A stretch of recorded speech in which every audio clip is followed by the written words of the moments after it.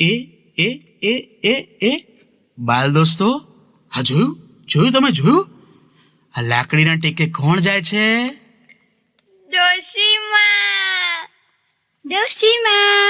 હા, બા એટલે કે ડોશીમાં. આ ડોશીમાં ક્યાં જતા હશે? લાવ એમને જ આપણે પૂછીએ. માજી, એ માજી, અરે માજી, ક્યાં જાઓ છો તમે? ભઈલા, દીકરીના ઘેર જાઉં છું એની ખબર કાઢવા. ભલે ભલે, પણ જરા સાચવીને જજો હો. આ રસ્તામાં જંગલ આવે છે, સમજી ગયા ને? હા ભઈલા. જોયું બાળ દોસ્તો, માજી તો ટગુ મગુ કરતા કરતા ધીરે ધીરે ઉપડ્યા લાકડીના ટેકે. ત્યાં જ આવ્યું જંગલ. લ્યો, જંગલ તો શરૂ થઈ ગયું. હવે પ્રાણીઓ આવવાની તૈયારી છે.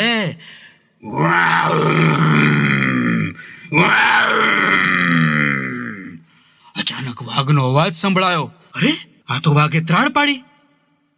નક્કી ડોશીના આજે રામ રમી જશે. લ્યો, જોઈ લો, ડોશી સામે જ વાઘ આવીને ઊભો રહી ગયો છે. હવે ડોશી ક્યાં જશે?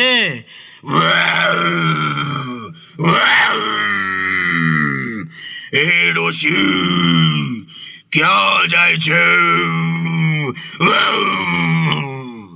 દીકરીના ઘેર. ડોશી, દીકરીના ઘેર. મારે તને ખાવી છે ડોશી, હું તને ખાઉં.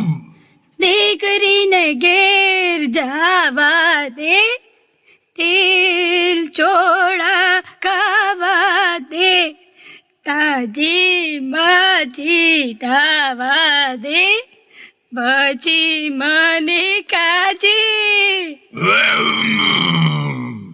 સારું સારું, જા, આજે તને જવા દઉં છું, પણ આ જ રસ્તે પાછી ફરજે, ભૂલતી નહીં. ને વાઘ તો જતો રહ્યો. ડોશીમાં બચી ગયા. પાછા ધીરે ધીરે આગળ ચાલવા લાગ્યા.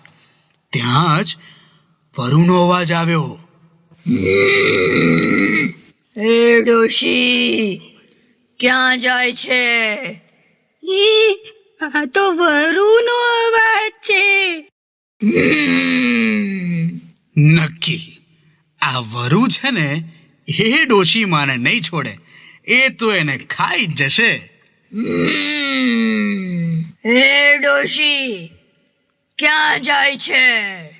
દીકરીના ઘેર. ડોશી,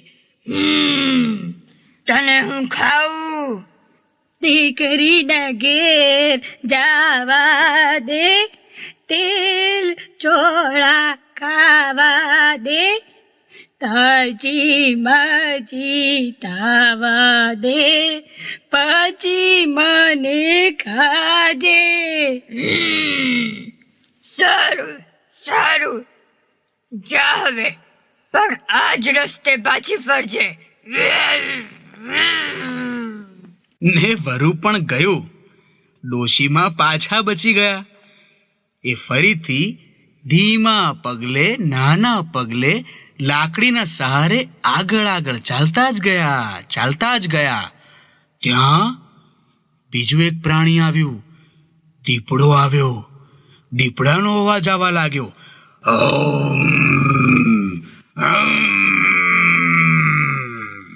એ બાપલિયા, આ તો દીપડાનો અવાજ.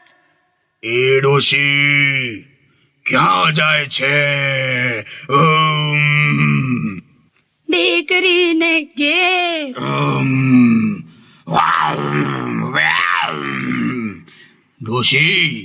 ડોશી, તને હું ખાઉં. દીકરીને ઘેર જાવા દે, તેલ ચોળા ખાવા દે, તાજી માજી થવા દે પછી મને ખાજે. ઓમ તાજી માજી થઈને પાછી આવીશ. સારું સારું જડજા, પણ પાછી આવજે, નહીતર ને દીપડો પણ ગયો. ડોશીમાં પાછા બચી ગયા. જંગલ પૂરું થઈ ગયું.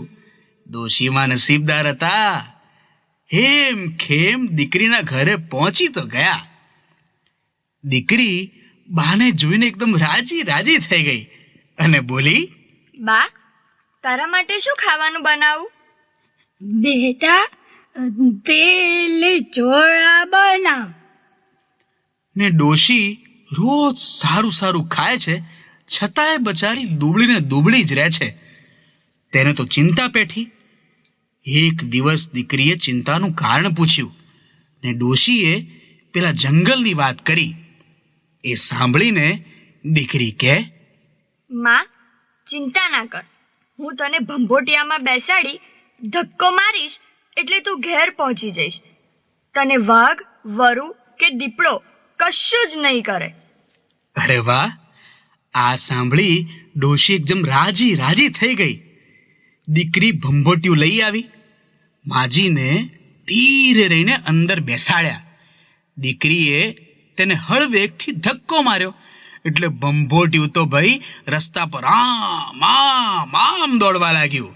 રગડતું જાય, રગડતું જાય, રગડતું જાય. એટલામાં જંગલ આવ્યું.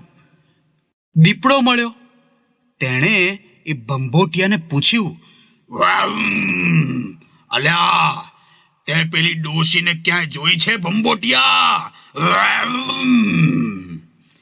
હા સાંભળી અંદરથી ડોશીએ ધીરેથી અવાજ બદલીને કીધું, किसकी डोसी किसका काम, चल बम्बोटिया अपने गाम. किसकी डोसी किसका काम, चल बम्बोटिया अपने गाम. ને આ બોલતાની સાથે જ ભંભોટિયું તો દોડવા લાગ્યું. પાછળ દીપડોય ગયો. આગળ જતા વરુ આવ્યું. તેણે પૂછ્યું, અલ્યા ભંભોટિયા, ડોશીને ક્યાંય જોઈ? એટલે ફરીથી અંદરથી ડોશી બોલી, किसकी डोसी किसका काम, चल बम्बोटिया अपने गाम. किसकी डोसी किसका काम, चल बम्बोटिया अपने गाम. ને ભંભોટિયું ફરી દોડવા લાગ્યું. દીપડાની સાથે વરુય પાછળ પાછળ દોડવા લાગ્યું. આગળ જતા વાઘ ભાઈ આયા. વાવ વાવ, ઊભું રે ભંભોટિયા. વાવ, અલ્યા ભંભોટિયા, ડોશીને ક્યાં જોઈ? વાવ. એટલે ડોશી બચારી બીતા બીતા બોલી, किसकी डोसी किसका काम, चल बम्बोटिया अपने गाम. किसकी डोसी किसका काम, चल बम्बोटिया अपने गाम. ને ભંભોટિયું પાછું દોડવા લાગ્યું. પાછળ પાછળ વાઘ પણ દોડ્યો. એટલામાં ગામ આવી ગયું. ડોશીનું ઘર આવી ગયું. ભંભોટિયું ઘર આંગણે રાખના ઢગલા પર ચડી ગયું. ને ઢગલા પાસે વાઘ, વરુ અને દીપડો ફરતા બેઠા હતા. ડોશીમાએ યુક્તિ વાપરી. બહાર નીકળી રાખ મુઠ્ઠીમાં લઈ ચારે કોર ઉડાડી અને તે રાખ વાઘ, વરુ અને દીપડાની આંખોમાં બેઠી. વાવ વાવ